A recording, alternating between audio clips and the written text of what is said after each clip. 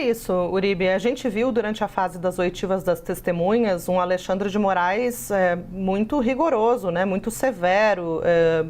advertindo bastante os advogados. A gente viu falas muito contundentes como o senhor não vai transformar a audiência em um circo, ou até levantando ameaça de prisão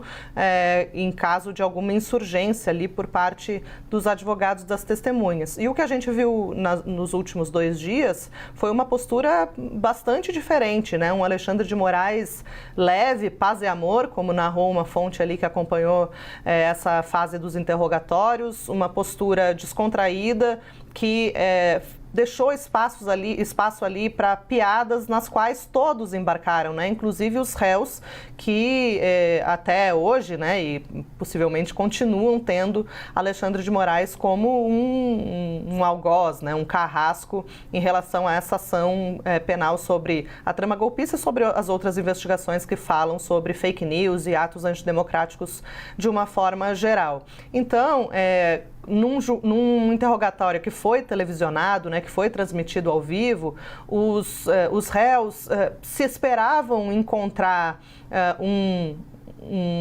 Alexandre de Moraes rigoroso, acabaram dando de cara com um Alexandre de Moraes que teve essa outra postura muito mais leve, vamos dizer assim, né? E nesse momento em que Bolsonaro se sentiu à vontade para fazer a piada, né, de convidar Alexandre de Moraes para ser vice dele em 2026, Moraes estava tão imbuído desse espírito relaxado, digamos assim, que nem considerou dizer ali que Bolsonaro não pode disputar eleições em 2026 porque está inelegível por decisão do Tribunal Superior Eleitoral, uma decisão que foi tomada quando Moraes, inclusive, era o presidente do TSE ali no ano de 2023, quando foi julgada essa ação judicial de investigação eleitoral. E isso não foi só porque Moraes estava num bom dia ou acordou de bom humor, né? Moraes calculou essa estratégia, primeiro, para afastar essa ideia de que seria um perseguidor do bolsonarismo, de que atuaria mediante perseguição política a Bolsonaro e todos os demais réus que foram, na maior parte, ministros ou pessoas com altos cargos no seu governo, e também para não dar nenhum tipo de margem para qualquer um dos advogados afirmar que estaria havendo um cerceamento do direito de defesa. Isso ficou bastante claro, Uribe, Tainá, quando Alexandre Ramagem, ex-diretor da Agência Brasileira de Inteligência, foi ouvido.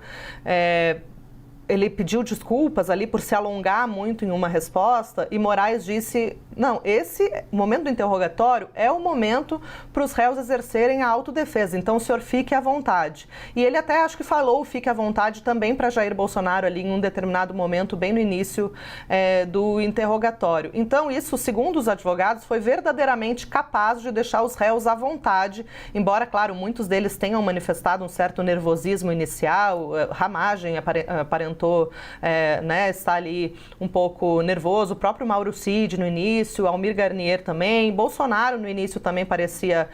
estar um pouco num ambiente de tensão, mas acabou que todos conseguiram, de alguma maneira, a partir da própria postura do ministro, ficarem livres ali para falar o que entendessem necessário para esse momento da investigação, lembrando, e isso foi lembrado por Moraes também no início das audiências, né, no início das 2 audiências, que os réus, eles não têm compromisso com a verdade nessa fase, eles não têm nenhum tipo de punição ou nenhum tipo de reprimenda se eles eventualmente estiverem mentindo. Então a gente viu, não teve nenhum tipo de advertência por parte do ministro Alexandre de Moraes, o ministro não apontou, não teve nenhum tipo de repressão, né? Ele não reprimiu ninguém, nem fez nenhum tipo de advertência, justamente porque isso poderia significar que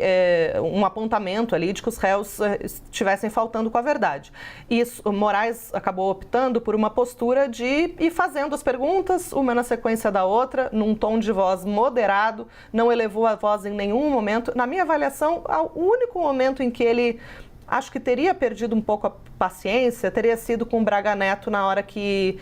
ele precisa perguntar se a pessoa já esteve presa ou não, e Braga Neto riu e falou, eu estou preso. E aí Moraes falou assim, eu sei, eu que decretei. Então, nesse momento, eu achei que até não foi tanto na ironia, foi um pouco de impaciência ali pela risada que Braga Neto deu, fazendo um pouco de troça com a situação, afinal ele é o único do núcleo 1 da organização criminosa apontada pela PGR que está preso preventivamente por tentativa de obstruir as investigações ao tentar acessar trechos que ainda eram sigilosos da delação de Mauro Cid. Mas, no geral, foi essa postura paz e amor, uma postura relaxada que acabou dando margem, inclusive, para o próprio ex-presidente Jair Bolsonaro